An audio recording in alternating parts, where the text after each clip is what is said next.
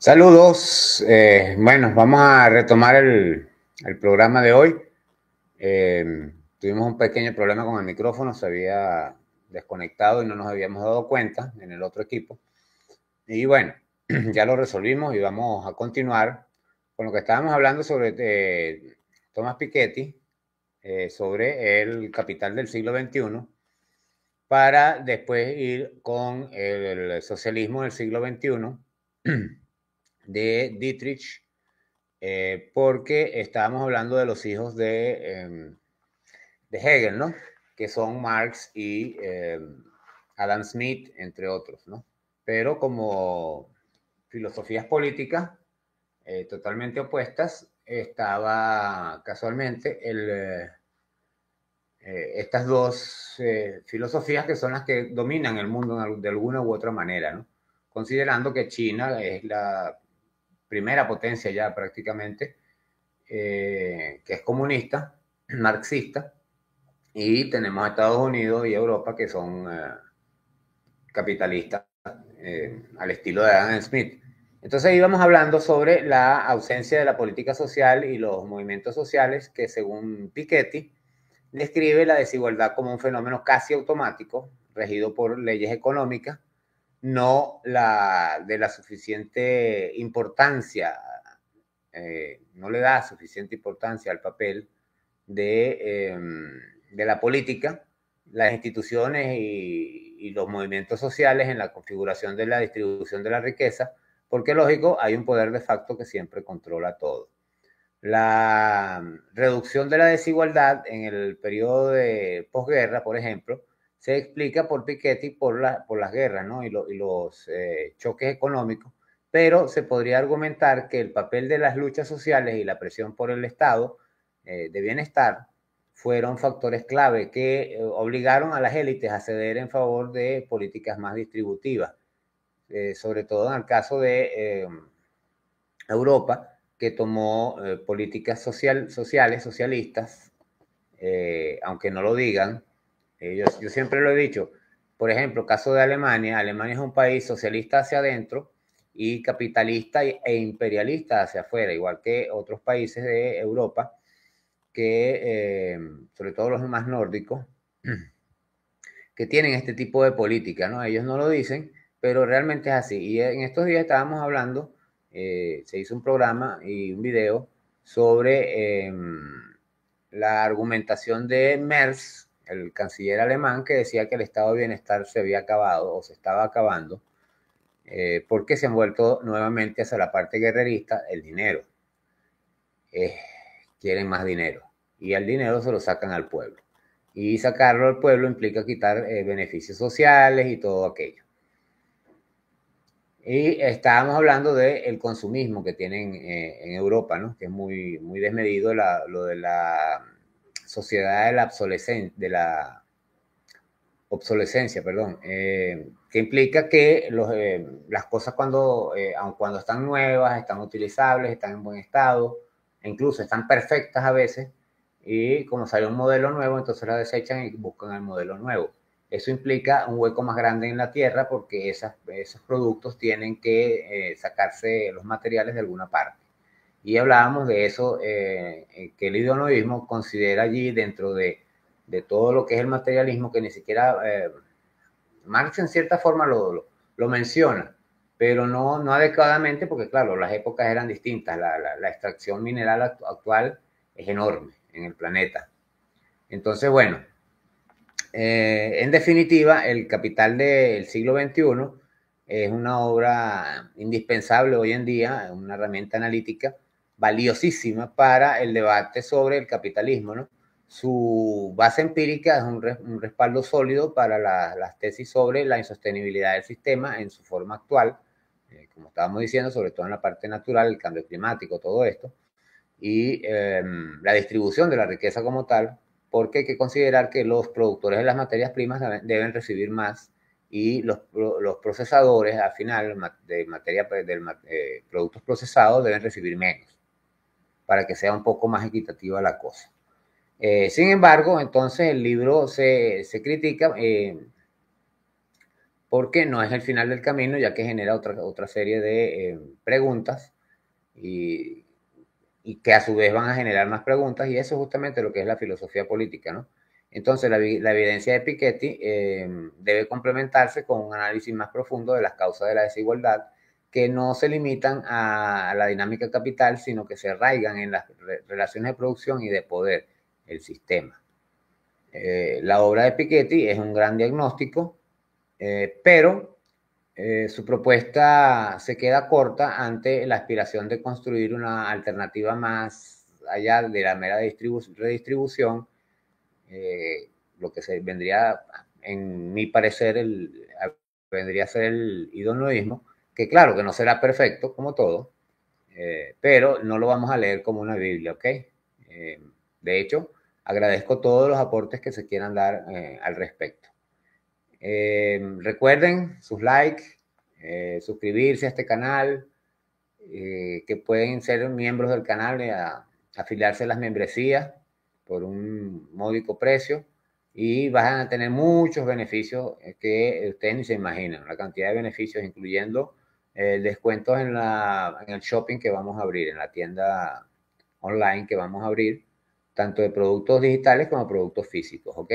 Y productos digitales me refiero a libros, cursos, talleres, charlas, incluso que se van a dar desde acá directo. Yo personalmente voy a posiblemente dar algunos cursos sobre filosofía, desarrollo social, eh, pensamiento crítico y algunas otras cosas que hemos estado en educación. Básicamente es lo que más me preocupa a mí últimamente, porque estoy viendo que el sistema educativo sigue, de hecho están eliminando la filosofía donde las daban. En Latinoamérica nunca la han dado, pero en países como España la han ido eliminando para poder controlar más fácilmente a la población. Entonces, recuerden que pueden suscribirse al canal, pueden ser miembros del canal, y que pueden aportarnos directamente a través de las formas que están en la descripción de este programa.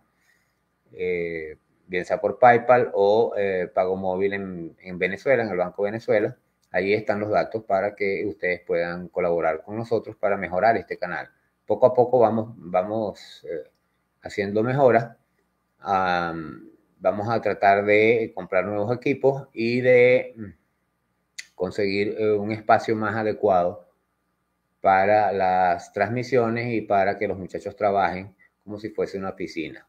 En este momento todavía trabajan algunos desde sus casas y es un poco complicado. En mi caso, yo lo hago desde mi despacho, en mi oficina, y a veces cambio de locación, pero generalmente lo hago desde mi oficina. Entonces, por su parte o por contraparte, tenemos al socialismo del siglo XXI, de la teoría de Dietrich a la práctica de Chávez como tal, y su aplicación real global. Fíjense, el socialismo del siglo XXI de Dietrich es un marco teórico, así como el de Piketty, muy eurocéntrico. Y entonces él propone una transición pacífica y democrática al socialismo a través de la democracia participativa, óigase, y una economía basada en el valor del trabajo, marxismo como tal.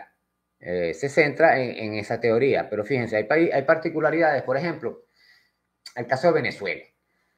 Venezuela en su constitución dice que todos los ciudadanos son propietarios del petróleo y de todos los minerales que están en el subsuelo, y que son propietarios de la biodiversidad y el medio ambiente y el agua dulce.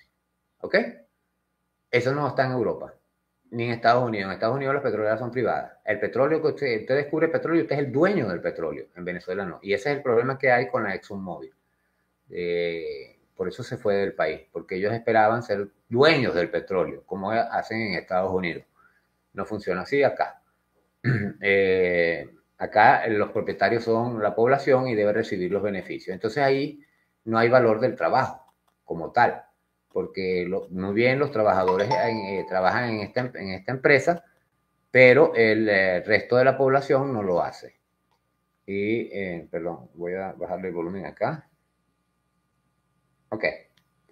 El resto de la población no lo hace, pero igual recibe su beneficio por ser asociada a la empresa nacional que es PDVSA. De allí que el robo a Citgo, que se cree que están robando a Citgo al gobierno de Venezuela, entre comillas, resulta que no es al gobierno, es al Estado, es al país, es a los ciudadanos. Y aquí pueden haber 30 millones de demandas contra los Estados Unidos, ¿no? En la Organización Mundial de Comercio. Todo eso va a llegar a su momento porque Estados Unidos va a dejar de ser el imperio que es. Será una potencia, pero no será un imperio y será demandable. Y en ese momento van a tener que pagar y vamos a ver cómo van a hacer.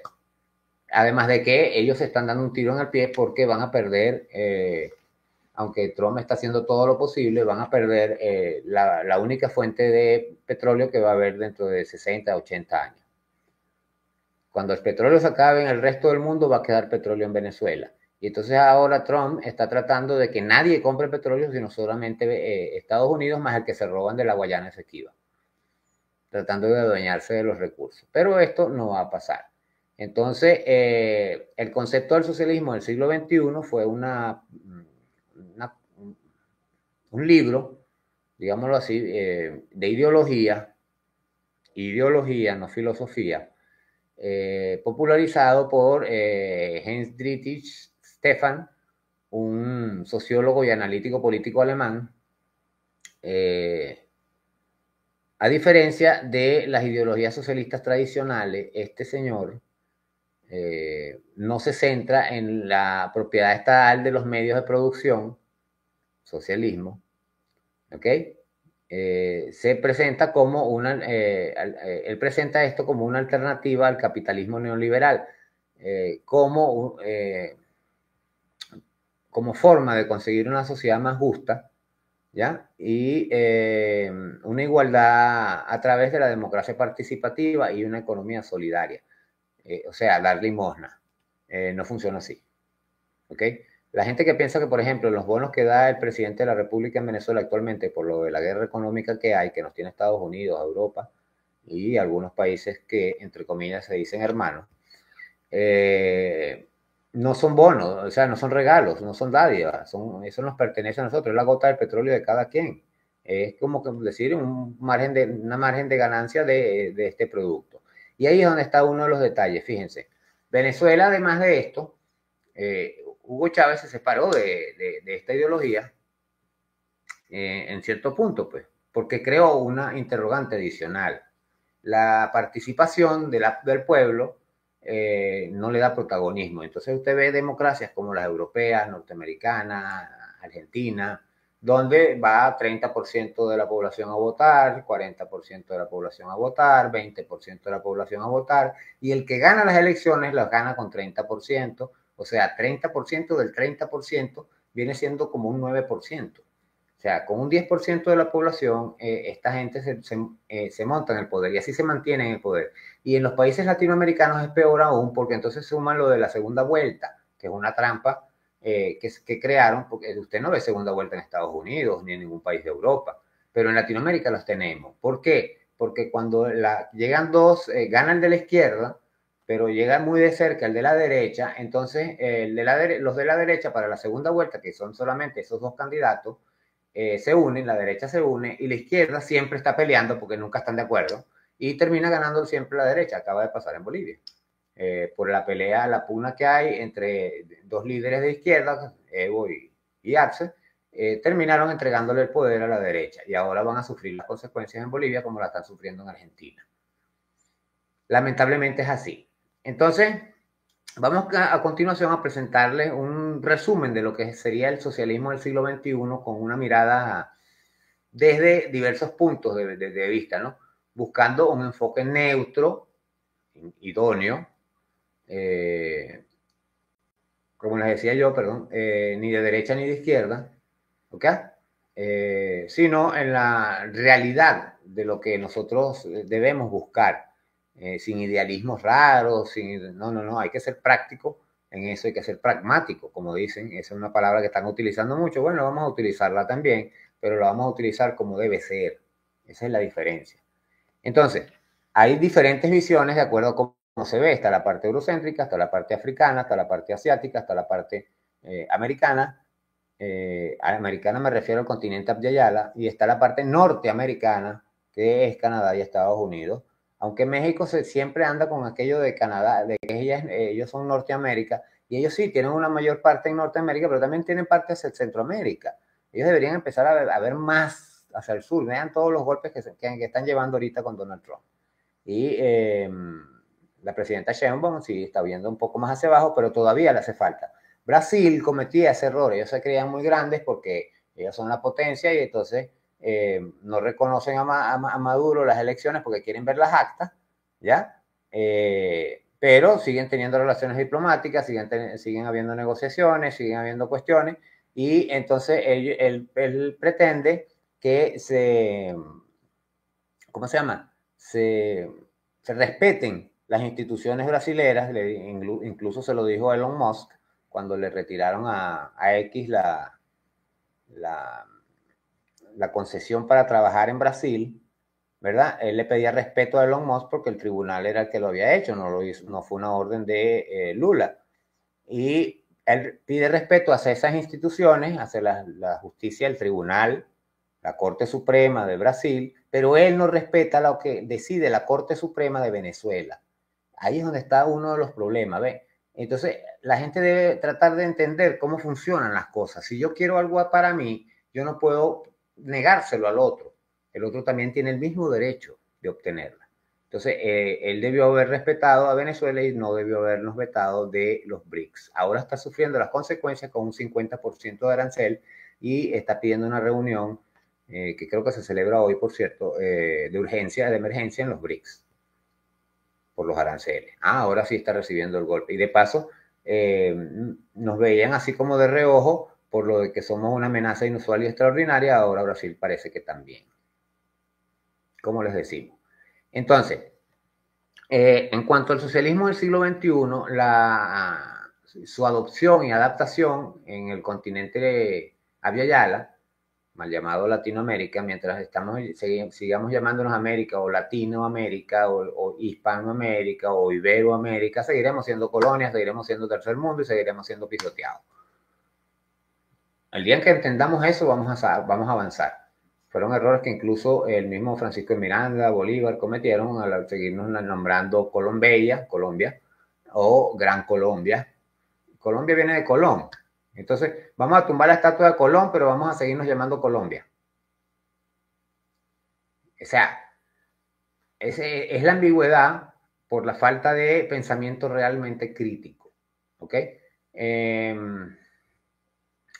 Como les decía entonces, hubo líderes en su momento como Hugo Chávez en Venezuela y Evo Morales en Bolivia que adaptaron y adoptaron los principios del socialismo del siglo XXI para sus propios contextos nacionales, ¿no? Por ejemplo, Chávez se enfocó en la nacionalización de los recursos naturales, sobre todo los estratégicos, fusión de la riqueza a través de programas sociales, misiones, etcétera, y la promoción de la democracia participativa. Ahí estuvo la primera adaptación. ¿Ok?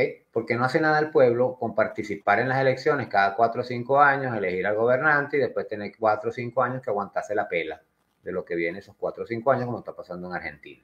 En Venezuela se implementó en ese momento entonces en la nueva constitución el revocatorio a mitad de periodo. En este caso serían 3 años porque el periodo es de 6. ¿Ya? Además de eso, que está también la Asamblea Nacional que podría sancionar al presidente y retirarlo y convocar a nuevas elecciones. Pero esto es un poco más complejo. El revocatorio sería mucho más sencillo porque solamente necesita el 25% de la votación. ¿Ok? Si hubo 20 millones de votos, el 25% serían 5 millones de votantes que recogen las firmas para esto. Y la oposición ni siquiera ha podido hacer eso en Venezuela. Hicieron un fraude con Súmate, María Corina Machado, por cierto. Ya hicimos un programa al respecto, donde ella recogió esas firmas y eran firmas planas, lo que llamaban, que eran firmas falsas, pero la misma persona firmada por todo el mundo. Y ahorita bueno, tienen la broma de las actas y las actas se ve que siguen siendo firmas planas o si es que hay firma, porque hay actas que no tienen firma. Y hay mucha gente como mi padre que aparece ahí votando, pero en el CNE, que mi padre está fallecido hace 7 años, y en el CNE aparece como fallecido, pues. Pero ellos utilizaron una data vieja de cuando él estaba todavía vivo. Así más o menos por ahí van las cosas. Bueno, volvamos al tema de socialismo del siglo XXI de Dietrich, o Dieterich, donde él hablaba de que el socialismo a lo eurocéntrico, ¿no? Y entonces él discutió un poco con Chávez en eso y se separaron, se alejaron. Pero de esto lo vamos a estar ahondando poco a poco. Chávez, bueno, se fue a la parte de la redistribución de la riqueza a través de los programas sociales y la promoción de la democracia participativa a través de asambleas populares. Y esto es lo que la gente todavía no lo entiende. ¿Qué son las asambleas populares, los consejos comunales, las comunas, en Venezuela, por lo menos en particular? Son organizaciones de la misma comunidad pequeño, de acá de mi barrio, de mi urbanización, de mi sector, ¿ok? Que se agrupan para ver las necesidades que tiene su comunidad en particular. Y entonces ellos hacen proyectos y los presentan al gobierno para que el gobierno le baje los recursos. En lugar de dárselos a la municipalidad y que los alcaldes se los roben o los gasten en algunas cosas estúpidas, como lo han hecho, lo he visto en muchas partes, el alcalde en Calabozo no hacía más que pintar canchas y ¿cómo se llama? Y arreglar plazas, y por eso ahora es gobernador de paz. Pero eso lo decidió el pueblo. Claro, dentro del sistema eurocéntrico, donde está todavía los partidos políticos, que es un sistema, una cuestión que hay que... Ahí el precursor del mejor sistema político fue, acá en Venezuela, fue el señor que fundó el MEP, ¿ok? Este señor, de esto voy a hablar de este señor más adelante, creó un movimiento social, movimiento electoral del pueblo, movimiento popular, ¿ok? Luis Bertrán Prieto Figueroa. Y porque él no creía en los partidos políticos, porque los partidos políticos tienden a enquistarse y aunque la gente no lo crea, puede ser que no se enquisten a nivel nacional, pero a nivel municipal, regional, y se enquistan. Incluso se ha visto dentro de los consejos comunales, por lo tanto, se hicieron unos cambios hace poco sobre los consejos comunales y las comunas, para que eso no siguiera pasando. Hay que irse adaptando las cosas, poco a poco. Entonces Hugo Chávez, por su parte, tomó la idea de Dietrich, o de Dieterich, y la adaptó a su propio proyecto político en Venezuela, el cual implementó a través de la nacionalización de las industrias clave. De ahí sale María Corina Machado cuando le expropiaron el aluminio, la electricidad de Caracas, el hierro a su familia y todas estas cosas. Y acto seguido, a los 2 o 3 meses, estaba ya ella en la arenga política. Solo para que el que no sabe de historia, no le vengan con cuentos al que sabe de historia, dice por ahí. Entonces, también tuvo la creación de las misiones sociales y la promoción de la democracia participativa a nivel comunitario, las comunas. La diferencia principal es que Chávez lo llevó a la práctica, mientras que Dietrich se mantuvo en el ámbito de la teoría.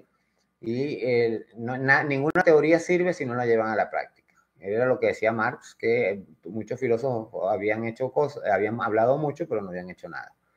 Entonces la aplicación práctica de Chávez se desvió un poco de la visión original de Dietrich, generando críticas del mismo autor, quien argumentó que el modelo venezolano no era un verdadero socialismo del siglo XXI, claro, no era eurocéntrico, ¿ok?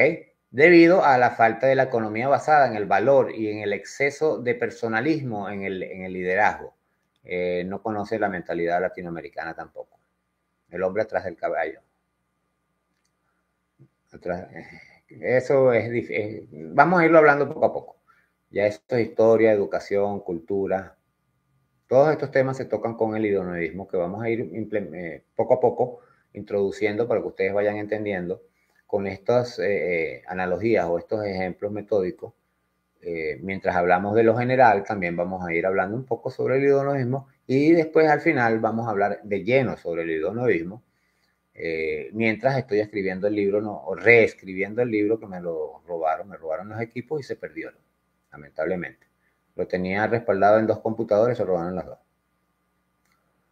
Bueno, sin Dietrich pensar en que este continente, el continente Abya-Yala, no se puede tomar una idea universal, sino que cada país y cada región debe adaptar esta idea según su propia idiosincrasia y sus potencialidades, ¿no?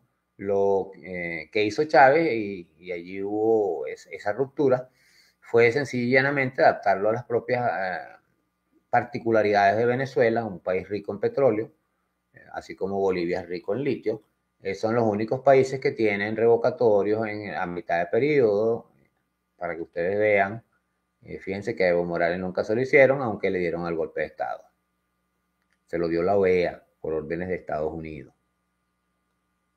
Así funciona. Entonces, visto esto, además de eso, tenemos otro tipo de cuestiones, ¿no? Dietrich tiene un socialismo, que es una de las cosas que yo veo más problemáticas, que a nivel del continente, eso lo peleó bastante con la filosofía de la liberación Enrique Dussel. Si no empezamos a ver desde acá, estamos fritos, porque nos van a seguir dominando. Entonces, el socialismo que conocemos de Marx, el marxismo, es eurocéntrico. Y aun cuando tenemos un sistema eurocéntrico, es lo que hay que cambiar, lo que hay que transformar. Porque cambiar es hacerle algunos cambiecitos ahí, unos maquillajes, pinturitas, como le dicen, y ya. No, eso no. Hay que hacer una transformación total. Y nosotros tenemos una particularidad, que es la parte indígena. El socialismo indígena es muy distinto al socialismo europeo. Indígena Abya-Yala, me refiero. ¿Ok? Es mucho más avanzado, de hecho, el Abya-Yala que el europeo. Tanto así que hay uno de los programas que yo hice, y creo que un video, y si no pueden ir a mi canal El Viejo, Enrique Sturjan Ochoa, 2020, acá en YouTube, y ver un programa que habla sobre la religión, sobre el Dios de Spinoza, que sencillamente, desde mi punto de vista, en gran parte fue por lo menos un plagio al Dios Abya-Yala, fue en esa misma época, y pueden de hecho corroborar esto que yo estoy diciendo en la película de Colón que hizo Gerard Depardieu, un actor francés muy bueno, que hizo Cyrano de Bergerac y todo esto, un narizón, muy buen actor. Y hay una escena en esa película donde él llega de regreso de acá del continente hacia España y se reúne en una cena con la reina y explica en esa cena lo que es el Dios para los indígenas Abya-Yala. Y cuando usted analiza el Dios de Spinoza, Dios de Einstein, Dios de muchos pensadores, pero el que organizó esto, usted se da cuenta que Spinoza sencillamente lo tomó y lo adaptó al catolicismo o a la época medieval de Europa, para que me imagino que no lo colgaran, ¿no? O no lo llevaran a la hoguera, porque de paso era más o menos la época de la Inquisición. ¿Qué les puedo decir? Entonces, esas particularidades Dietrich no la vio y se alejó de Chávez, lo cual fue un error porque destruyó su propio legado. La gente dejó de ver su libro. Lo mismo pasó con Piketty, que al hacer propuestas que no incluían el capitalismo eurocéntrico, entonces también lo dejaron de ver. Entonces son simplemente, ahora son lecturas obligadas. Déjeme decirle, no es que no lo van a leer, no, es que son lecturas obligadas para usted entender dónde están las fallas. ¿Ves? Eso es el pensamiento crítico. Y entonces buscarle soluciones a estas fallas y respuestas a las preguntas que estas fallas originan, ¿no?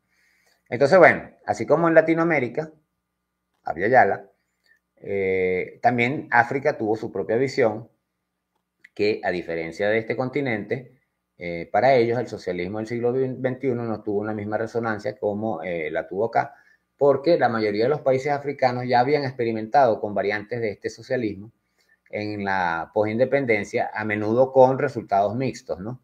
Estos modelos socialistas se basaron en el unipartidismo y la centralización del poder, lo que en muchos casos derivó en autoritarismo y en estancamiento económico. porque siempre estaban dependientes, siempre eran colonias, como en el Sahel, hasta que llegó Traoré,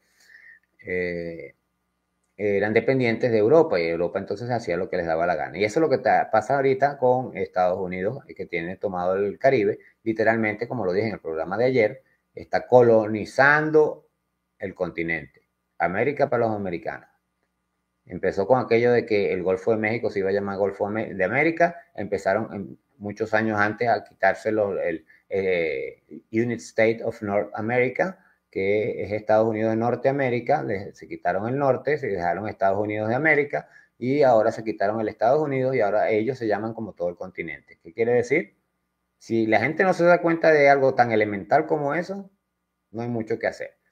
Entonces, en África, la recepción y la relevancia del socialismo del siglo XXI, se vio que el concepto de este socialismo podría tener un atractivo teórico en África, dada la necesidad de abordar la pobreza, ¿no? La desigualdad y las dependencias de las economías primarias, como les decía, las materias primas. Sin embargo, en la práctica, ¿okay? La mayoría de los gobiernos africanos terminaron optando por modelos de desarrollo más alineados al capitalismo, sobre todo el globalismo, ¿no? Si bien a menudo con una fuerte intervención estatal, o estatal, mejor dicho, no de Estado, sino de Estado en general. Entonces, ahí hubo potenciales aplicaciones, ¿no? El socialismo del siglo XXI podría ser considerado como un marco para fortalecer las instituciones democráticas, promover la economía social y solidaria a nivel comunitario, para entonces después poder abordar la pobreza a través de la redistribución de los recursos. Sin embargo, la historia de los socialismos africanos y los desafíos actuales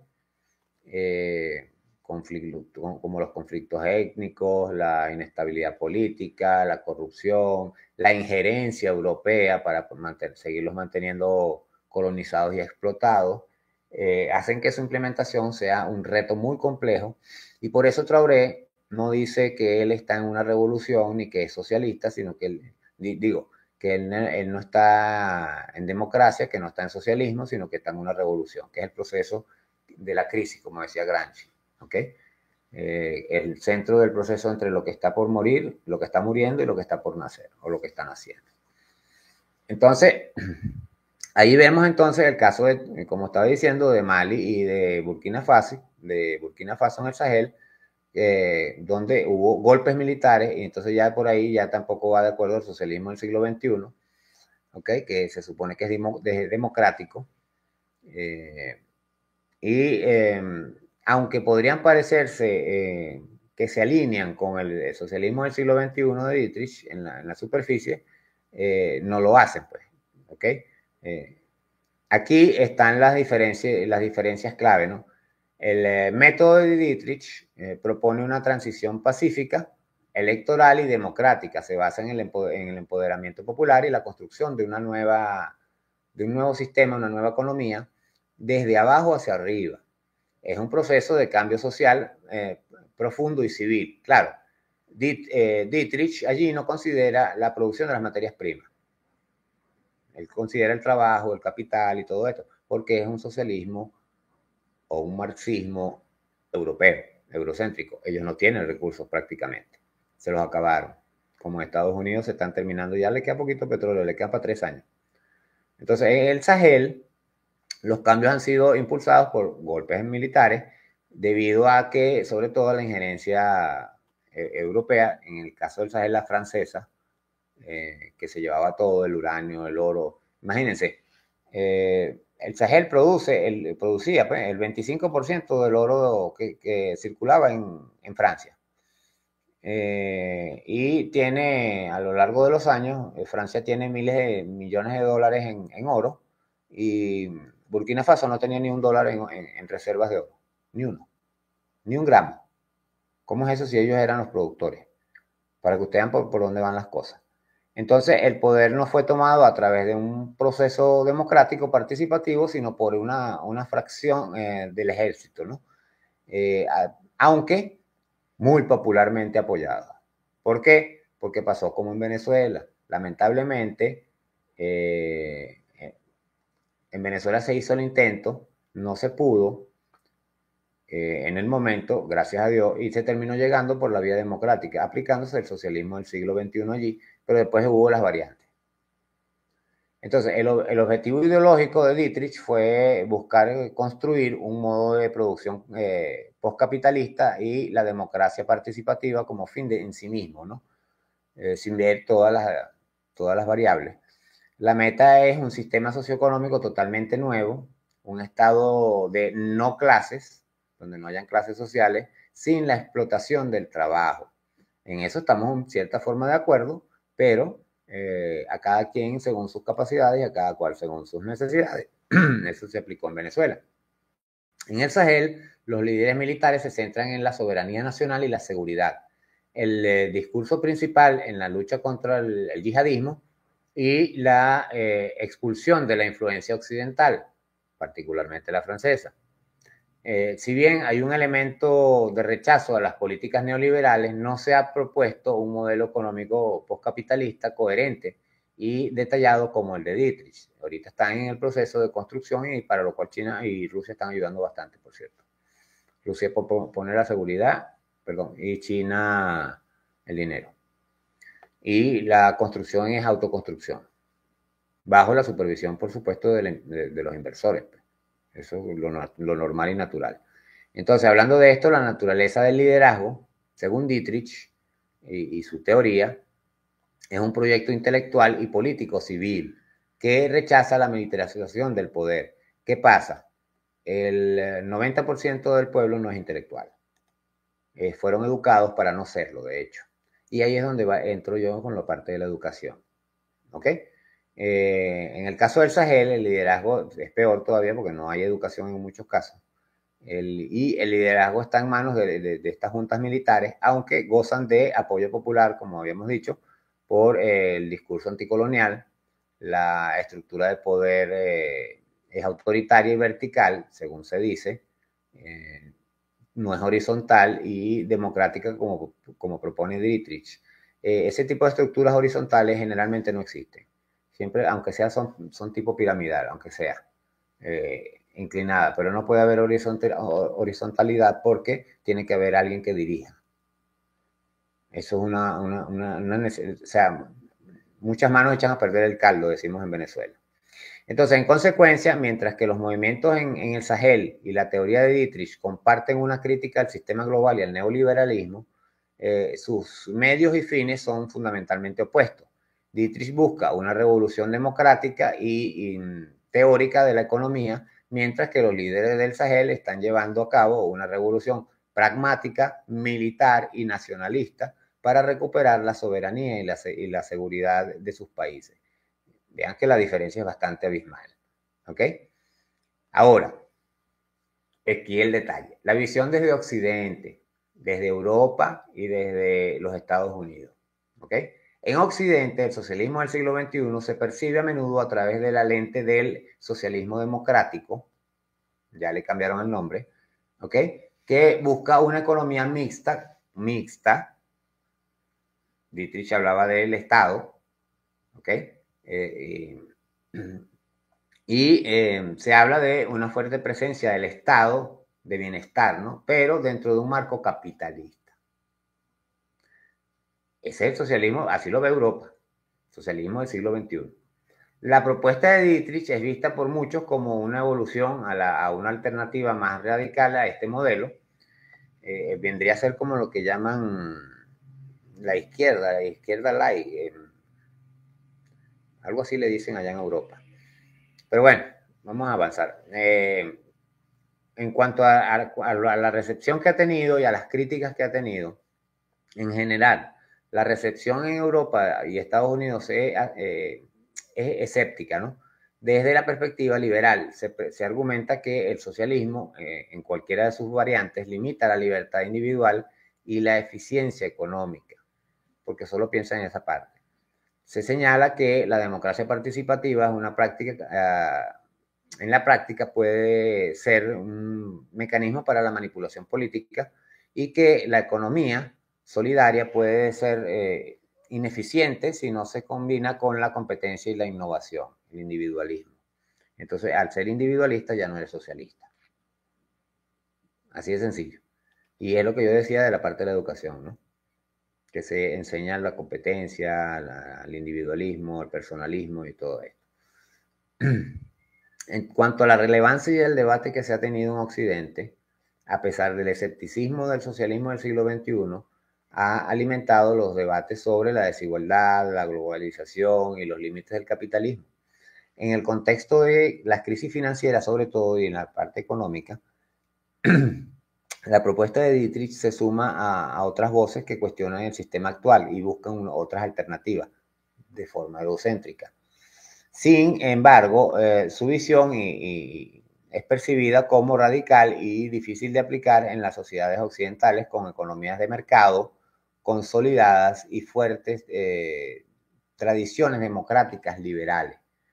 Yo no le veo mucha democracia en Europa ahorita, pero bueno, no sé quién puso a esta gente, a toda la gente de la Comunidad Europea. Muchos de ellos sentenciados como la misma von der Leyen. Es una criminal condenada y sentenciada.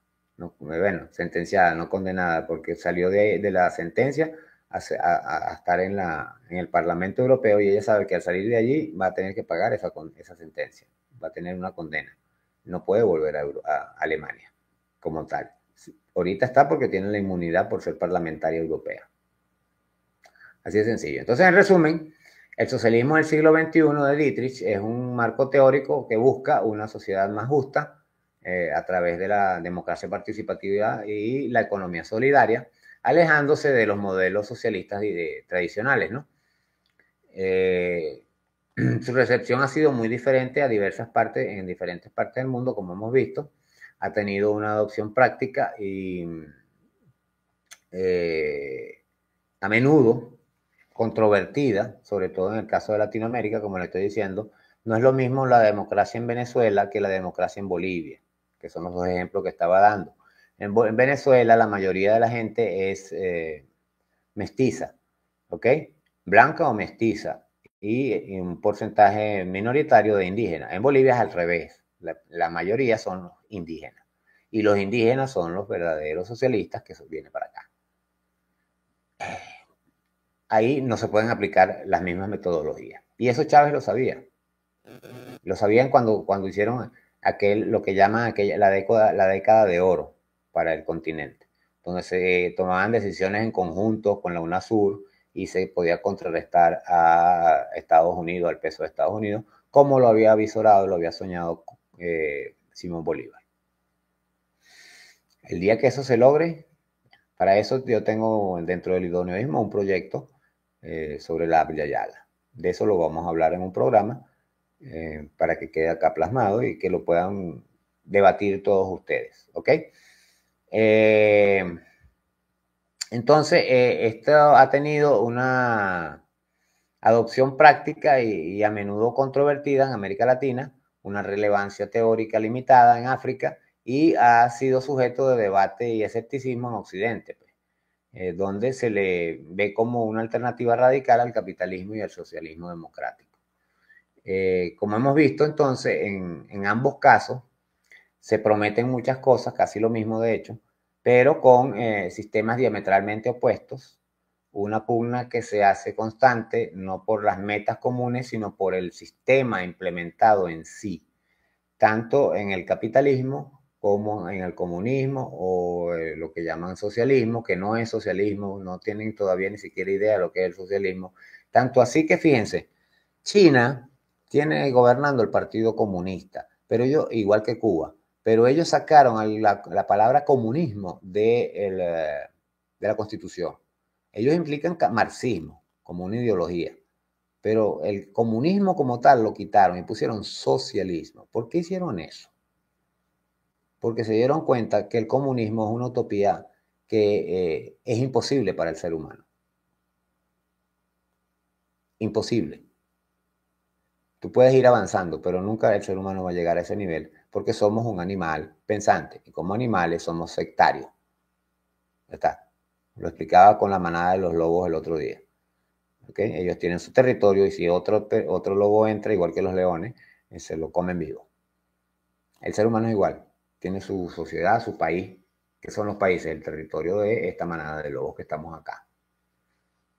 En cada uno de los nuestros. Entonces, como les decía, son propuestas diametralmente opuestas, aunque prometen lo mismo.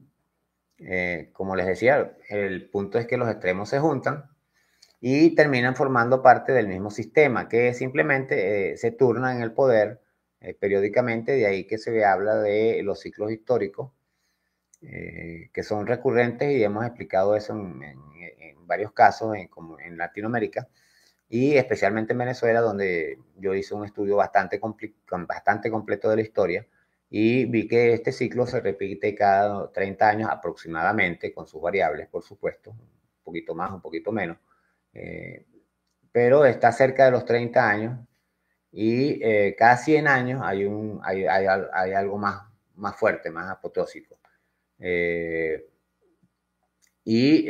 La gente no me cree, pero Chávez irrumpe en el año 92.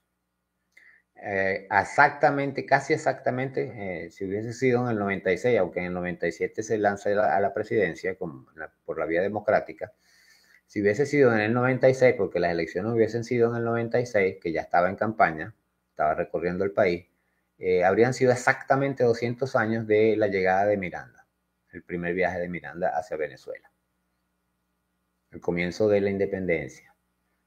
No fue 1810, fue la llegada de Francisco de Miranda y el alzamiento de Guardia España y todo esto. Aunque hubo otras cuestiones anteriores, pero alzamiento de negros y esclavos y otras cosas. Entonces, bueno, como les decía, estos dos sistemas, comunismo y capitalismo, se turnan en el poder, crean estos ciclos aproximados de cada 30 años. Como dije, son parte del mismo sistema. Al tiempo que la oposición, ¿cómo les explico? La opción opuesta, mejor dicho, la oposición hace su guerra, como siempre, con el financiamiento de Norteamérica. La opción de estos periodos de tiempo tiene una variable y es la mentalidad crítica. ¿Okay? Lo peor es que, como he dicho antes, ambos son enemigos de una u otra forma del socialismo, que es el enemigo mutuo. La gente no lo cree, pero es así. Los comunistas lo ven como una etapa para llegar al comunismo, pero es la etapa hasta donde se va a llegar y ya los chinos se dieron cuenta y los cubanos también. Al comunismo nunca se va a llegar. Entonces quitaron el comunismo y dejaron el socialismo, ¿verdad? Y el capitalismo tiene su libre mercado. Así de sencillo. Entonces,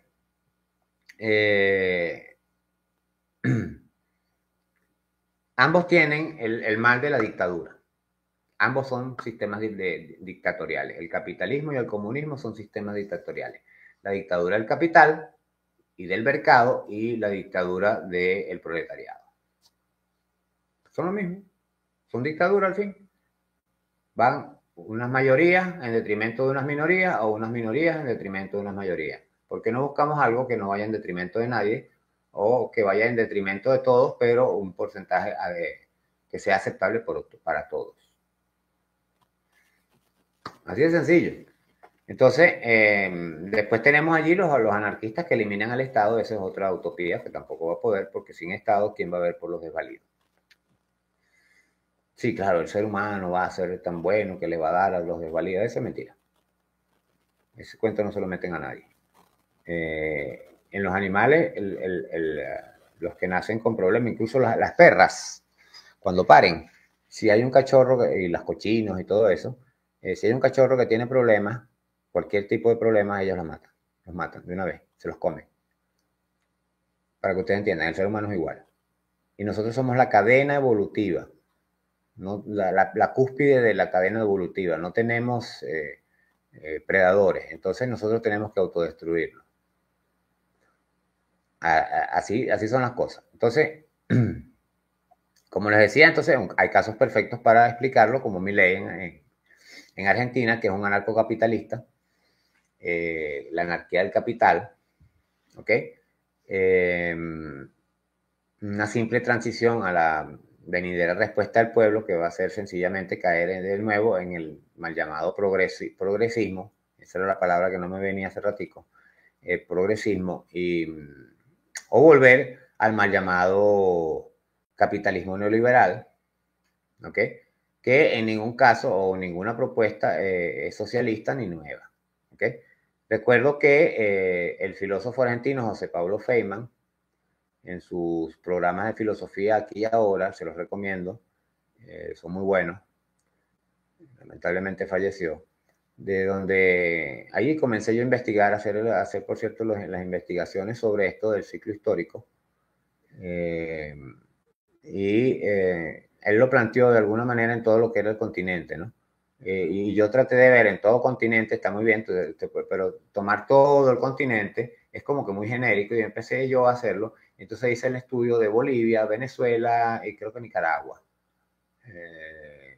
o Honduras, no me acuerdo, fueron 3 o 4 países, pero publiqué, hice el video en el canal de YouTube, publiqué mi blogspot también, Red Social Bolivariana de Ayala 6, blogspot.com. Allí hice estas publicaciones centrándome más en Venezuela y creo que hablé un poco de Bolivia, era como para dar los ejemplos de todo esto. Bueno, búsquenlo. Les doy esa tarea para que la vayan entendiendo un poco. Y eso lo hice yo hace unos 6, 7 años atrás. Bueno, como otro ejemplo les voy a dejar un tip a grosso modo, que son de mis escritos, sobre la revolución independentista en Venezuela de 1796, con la llegada de Miranda, el alzamiento de Gualia a España, la declaración de la independencia de 1810 y 20 años de lucha armada hasta 1830, cuando termina dividiéndose la Gran Colombia. Y posteriormente tenemos a 100 años, cada 100 años, el inicio de la independencia. Esto lo tengo también en la cuestión que es en los programas que se llaman Revoluciones en Venezuela. Vean esos programas, aquí en este canal están, son 7, 8 programas. Me falta una parte final, que es la parte entre Chávez y Nicolás Maduro, que es la parte actual. Pero como no tengo culminado ese ciclo de 30 años, según mis cuentas llegaba hasta 2025-26, no lo he hecho todavía. Pues voy a hacerlo próximamente, dejando, claro está, el espacio de tiempo que va a pasar de aquí a allá. Y veremos qué tan avanzado ha ido la población de Venezuela. Eso es una cuestión muy sencilla, fíjense, cada 100 años, en los barquitos imperiales. 1902, 100 años con un poquito variable. 1902, ahorita tenemos los barcos imperiales en el Caribe. 2022, 2025.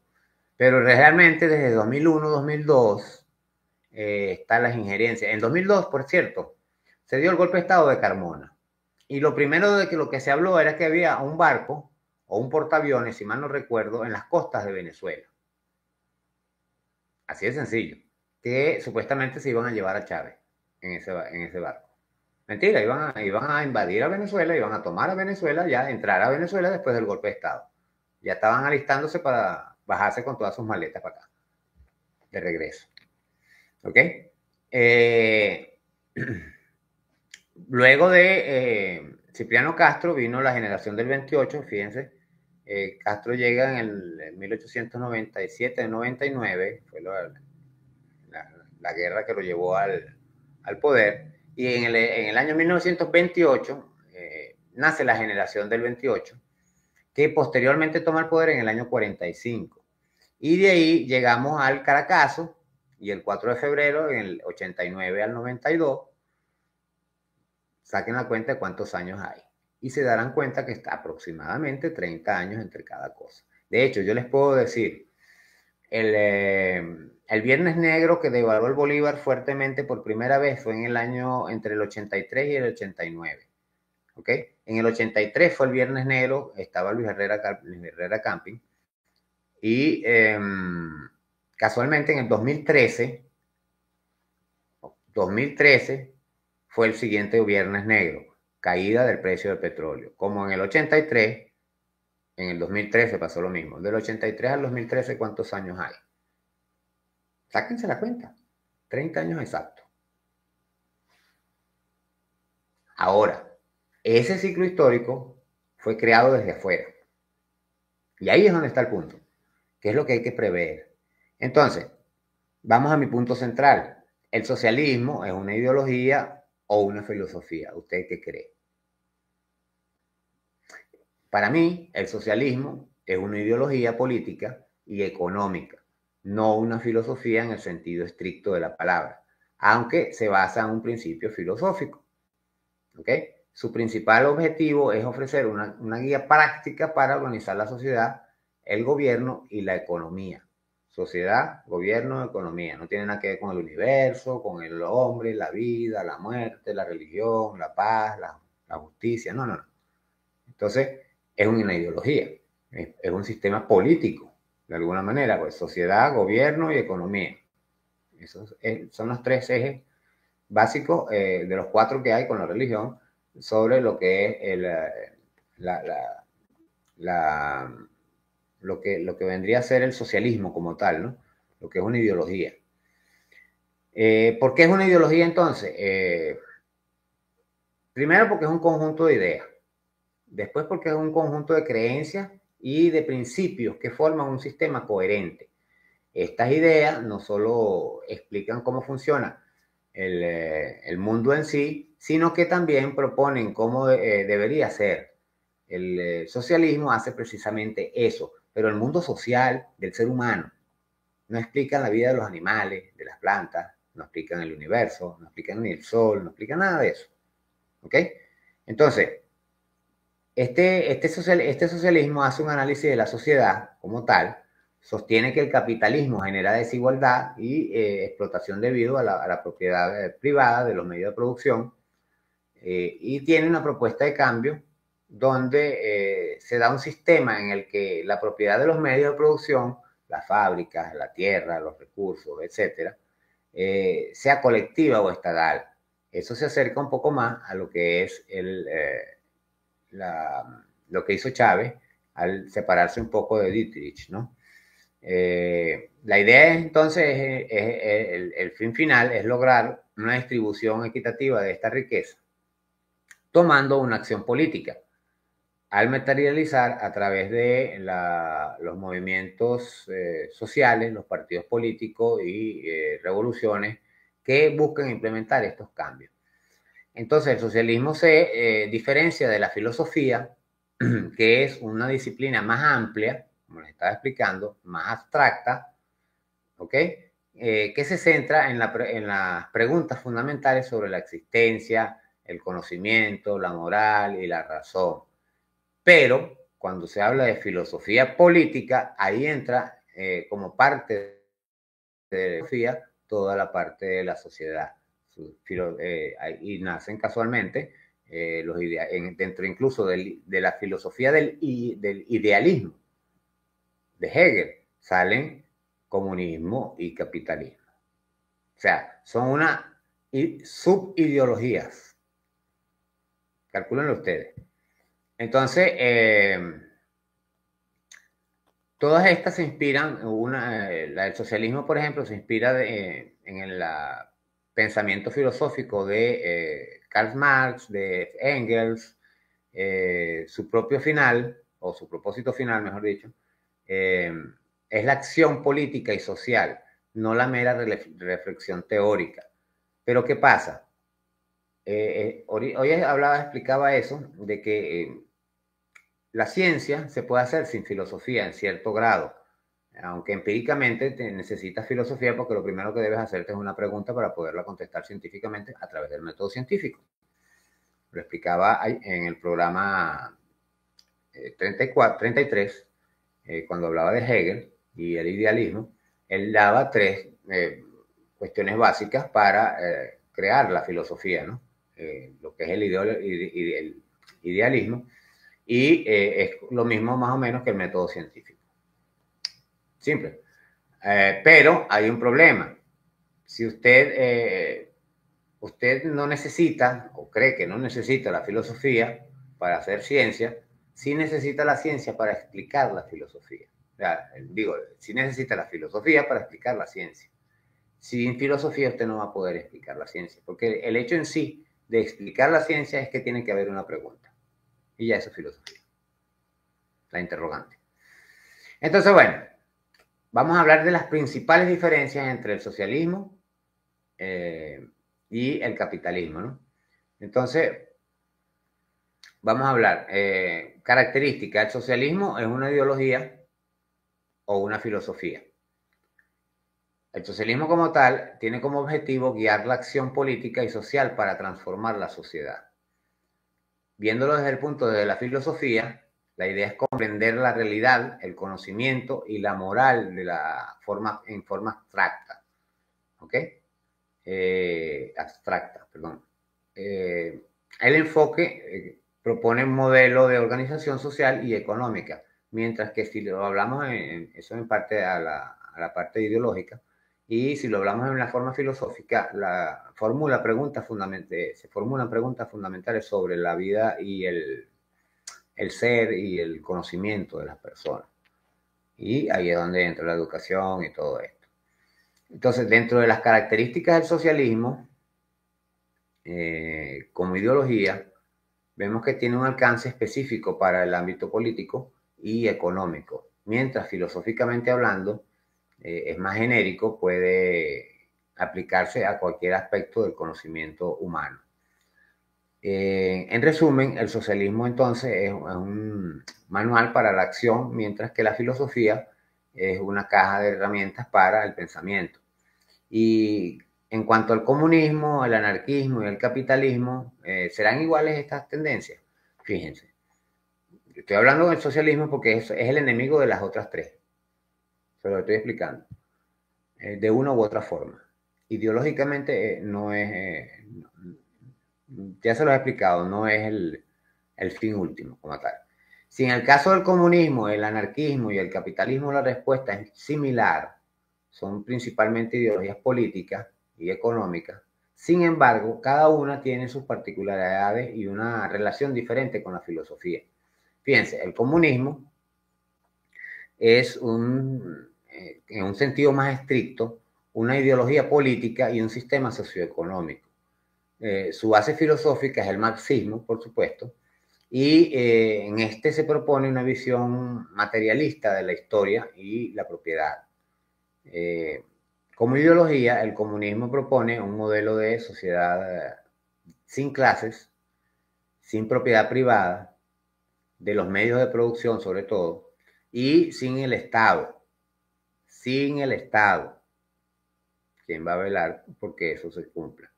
El hombre superior, como lo decía Nietzsche. Eso es una utopía, desde mi punto de vista, hasta ahora. Tal vez esté equivocado. No mataría por mis creencias porque puedo estar equivocado. Su objetivo entonces es derrocar el capitalismo, y ese es el problema. Crea el enemigo y después te creas la solución. Y eso es lo que está haciendo Estados Unidos. El enemigo es el narcotráfico y voy a invadir a Venezuela. El enemigo era el genocida de Saddam Hussein, porque había matado a 3.000 personas y mataron ellos 1,5 millones. Al final fueron casi 3 millones. ¿Quién era el genocida? Realmente. Sin hablar de que se habló de una cruzada por ahí. George Bush dijo que era una cruzada. Ese sí, el amigo de María Corina. Ese mismo. ¿Ok? Que también es amigo de Netanyahu, con el que María Corina firmó un convenio. Que después derivó en el Plan Gedeón. La Operación Gedeón en Venezuela, la invasión. Qué casual que Gedeón es un nombre judío. Y fue a la misma fecha. Nada es coincidencia, se lo he dicho bastante. Entonces, el objetivo del comunismo es llegar a acabar con el capitalismo a través de una revolución proletaria, una revolución de abajo, de base, para establecer una dictadura del proletariado, como una fase de transición, lo que eventualmente conduciría a la abolición total del Estado. Estamos hablando que en esa transición se supone que es el socialismo, para después llegar al comunismo que acaba con el Estado, como el capitalismo acaba al final con el Estado. Ya verán cómo es eso. Como filosofía, la ideología comunista, tal como la concibieron Marx y Engels, está profundamente arraigada en la filosofía del materialismo histórico y en lo dialéctico. Esta filosofía analiza la sociedad como un producto de las fuerzas económicas y la lucha de clases, lo que le da un marco teórico robusto y complejo. Por eso, a menudo se considera que la ideología comunista tiene una base filosófica muy sólida. Claro, Hegel. En cuanto al anarquismo, el anarquismo es también una ideología, pero con un componente filosófico muy fuerte, a menudo dominado por una filosofía política, ¿no? La ideología del anarquismo, que significa sin gobierno, ¿ok? Es una ideología que aboga por la abolición del Estado y de cualquier forma de autoridad jerárquica, coercitiva. Su objetivo es crear entonces una sociedad basada en la cooperación voluntaria, la libertad individual y la asociación libre de individuos. Elimina la individualidad. Eso es algo imposible, filosóficamente hablando. ¿Okay? Existen múltiples corrientes dentro del anarquismo, como el anarcosindicalismo, el anarcocomunismo, el anarcoindividualismo, el anarcocapitalismo, cada uno con su propia propuesta de organización social. Ahí vemos a Milei. Ustedes me dirán si funciona o no funciona. La gente se ha empobrecido muchísimo en los últimos años. Dirán lo mismo de Venezuela, pero Milei no tiene 1000 sanciones encima, 1000 bloqueos. Voy a ir a la bodega y entonces te picho el caucho. Pero bueno, me voy en la bicicleta y te rompieron el ring. Pero bueno, me voy a pie y me llevo la tarjeta del banco y te rompieron la tarjeta del banco o te bloquearon el banco. Y cuando llegas a donde el bodeguero te dice no estoy fiado. Eso es lo que le están haciendo a Venezuela. Milei no tiene ese problema. Milei se está robando los reales. Eso sí. Y está acabando con todo. Regalándole la Patagonia y media Argentina a los judíos. Sionistas. Hago esa acotación. Sionistas.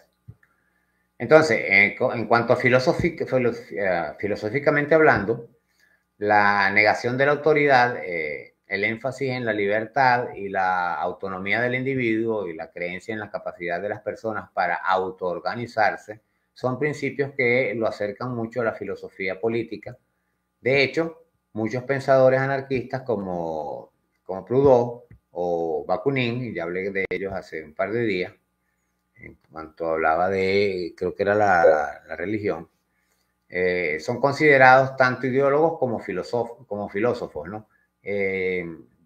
Yo no creo tanto eso, pero cada quien a lo suyo. En cuanto al capitalismo, es ante todo un sistema económico, no tiene nada que ver con la gente, no nació como una ideología consciente o un plan filosófico, sino que surgió históricamente como una forma de organización de la producción. Sin embargo, a lo largo del tiempo se ha desarrollado una ideología que lo define como, o lo justifica como ideología, ¿no? Basado en que es un sistema económico, el capitalismo se centra en la propiedad privada de los medios de producción, la libertad del mercado, la acumulación del capital y la búsqueda del lucro. Eso acaba con la moral y la ética, por ejemplo. Su existencia se justifica con conceptos como la mano invisible del mercado de Adam Smith. Tenemos allí dentro de esto una ideología, una subideología que es el liberalismo económico y el neoliberalismo. Son subideologías que son adaptaciones a los tiempos. Vean que la derecha se adapta. La izquierda no, la izquierda es cerrada. Y si usted trata de salirse un poquito como hizo Chávez con Dietrich, usted no es. Por eso ganan las elecciones siempre la derecha. Termina siempre volviendo todo hacia atrás y volvemos al principio, ciclo histórico, como se lo estoy explicando. Entonces, estas son ideologías que definen y promueven el capitalismo. Estas ideologías sostienen que el libre mercado, la propiedad privada y todas estas formas de acumulación, ¿ok? Son formas eficientes y justas de la organización de la sociedad, ya que fomentan la propiedad, la innovación y la libertad individual y se olvidan de los pobres, que somos casi todos. Así de sencillo. El que cree que es capitalista, que tiene 4 lochas porque tiene una bodeguita o un negocito, una cauchera, ese no sabe ni lo que está diciendo. Pero bueno, resumen y comparación. Entonces, ideología o sistema, la base principal tiene un objetivo como tal, la relación con la filosofía. Vamos a hacerlo como un cuadro.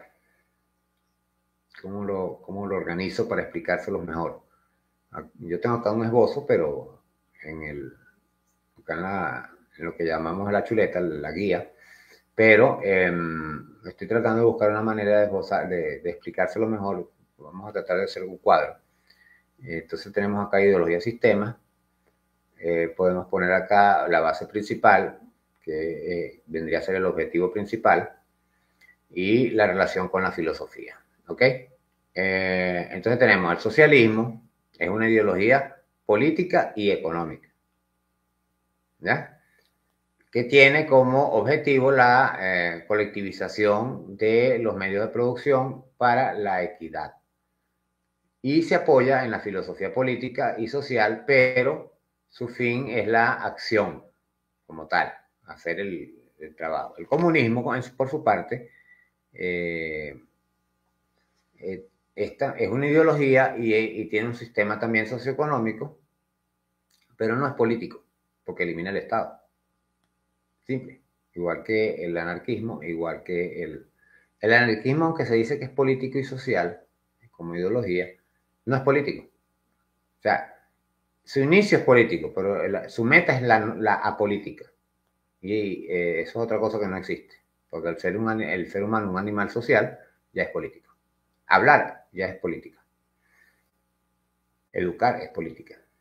Y cuando usted educa a sus hijos, usted aplica política. O es que no hay normas en su casa. Simple. Entonces, el comunismo busca la abolición total del Estado, las clases y la propiedad privada.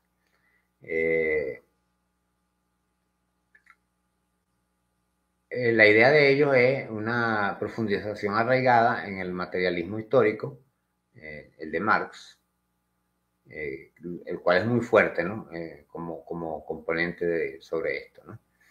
En cuanto al anarquismo, que se dice que es una ideología política también y social, él también aboga por la abolición de cualquier autoridad coercitiva y del Estado, dinero, Estado, incluso me imagino que la escolaridad.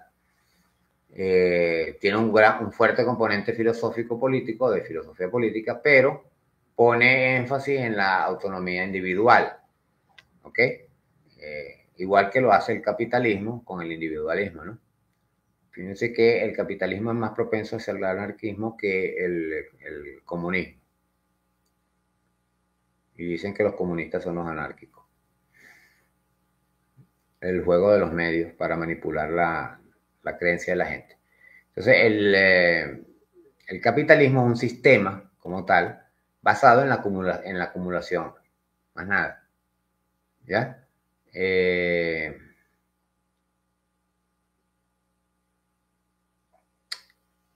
¿Cómo les explico esta parte?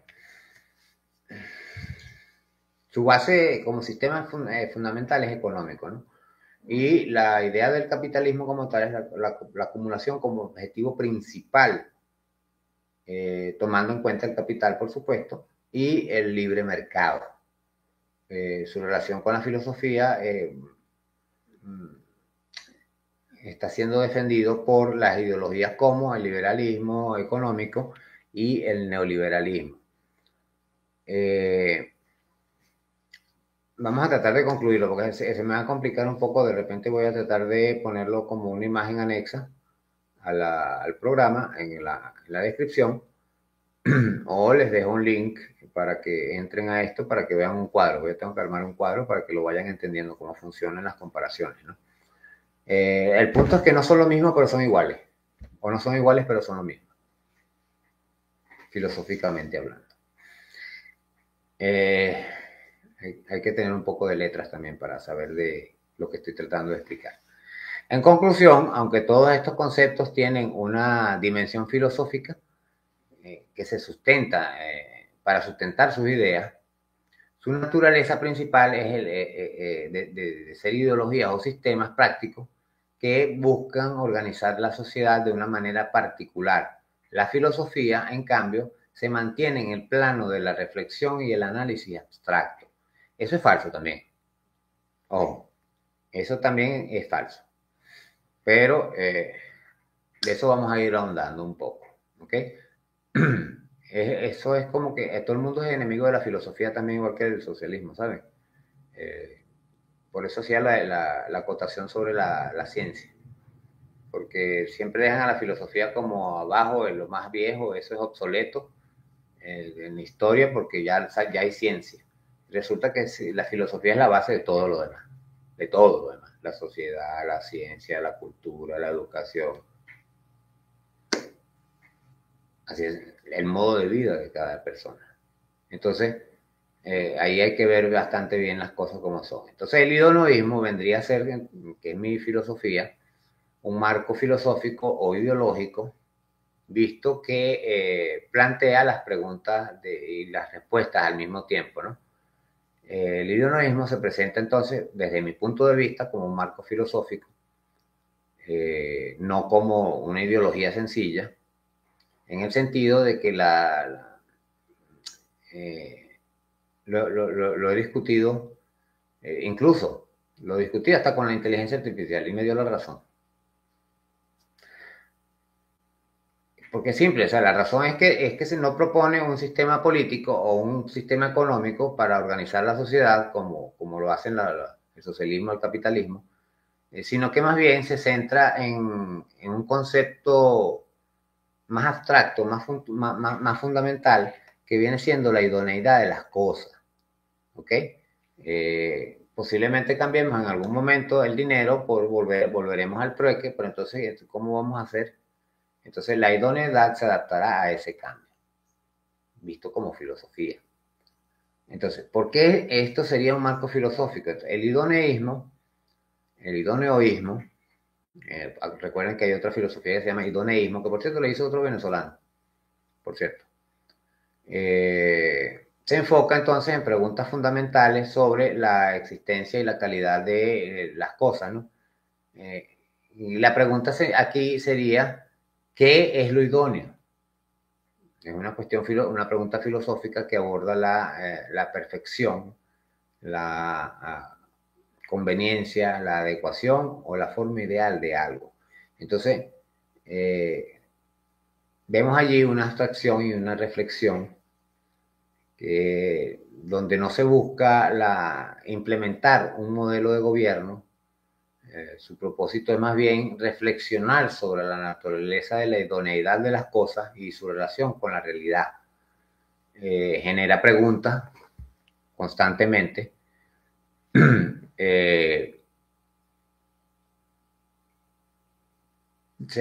Fíjense, ahí la inteligencia artificial me dio la respuesta y me dijo, ahorita me acordé, que el idoneísmo no buscaría conseguir soluciones prácticas. Como bien se menciona, la idea es hacer las preguntas en vez de generar respuestas para entonces seguir generando más preguntas. Este ciclo de cuestionamiento en una característica definitiva es lo que es la filosofía. En cambio, una ideología es todo lo contrario, ¿no? suele ofrecer respuestas más concretas y manuales para la acción. ¿Qué pasa? Que la filosofía del idoneísmo contempla la ideología de la educación, visto como un marco ideológico. Y aquí es donde da el punto. Entonces, para buscar las preguntas las hace el idoneísmo, la respuesta la da el sistema educativo. El sistema educativo forjará al ciudadano, que a su vez creará las respuestas tanto políticas como sociales como económicas, e incluso medioambientales. Entonces, el idoneísmo también se aplica a múltiples áreas. La idoneidad no se limita a la política y la economía, sino que puede aplicarse a la ética. O sea, ¿cuál es la acción idónea? Por ejemplo, una pregunta importante. Se aplicaría a la estética, que hace que una obra de arte sea más idónea, o que una construcción de algo sea más idóneo. Incluso se habla de la epistemología dentro de este aspecto. Por ejemplo, ¿cuál es el método de conocimiento idóneo para llegar a generar las preguntas y a generar las respuestas? Esta versatilidad es un marco típico de la parte filosófica y da una gran cantidad de diferencias con lo que es la ideología, ¿no?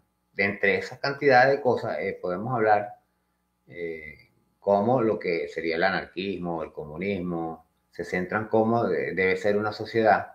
El idoneísmo, en cambio, se pregunta ¿qué es la idoneidad?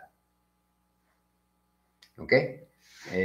Porque el ideal tiene que tener un grado de idoneidad, el mundo ideal, el mundo idóneo.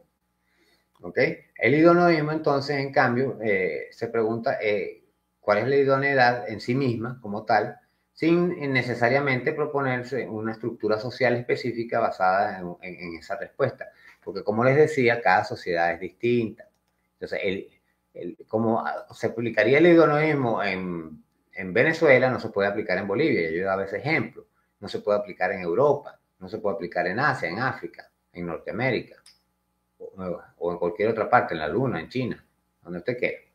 ¿Ve? El idoneísmo tiene diferentes formas de aplicación en diferentes sitios. En resumen, el idoneísmo es una disciplina teórica que se dedica a la investigación del concepto de idoneidad, lo cual lo sitúa en el ámbito de la filosofía.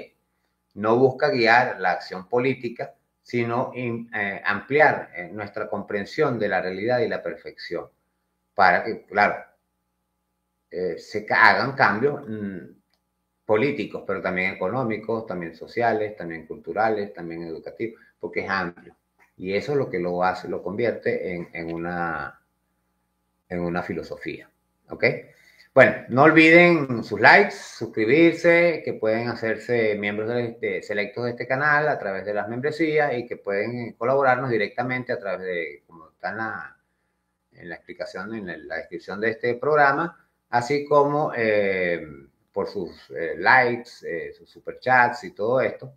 Y no dejen de compartir este video a todos sus conocidos para que vayan viendo más o menos de lo que estamos hablando, que vamos a ir progresivo, ¿ok? Es progresivo todo esto. Entonces, bueno, hoy me despido, les hablo Enrique Sturhan, desde su programa de Todo para Todos, desde su canal de Todo para Todos. Entonces, estamos hablando próximamente. Espero que el día de mañana yo pueda hacer un nuevo programa, ¿ok? Hasta entonces.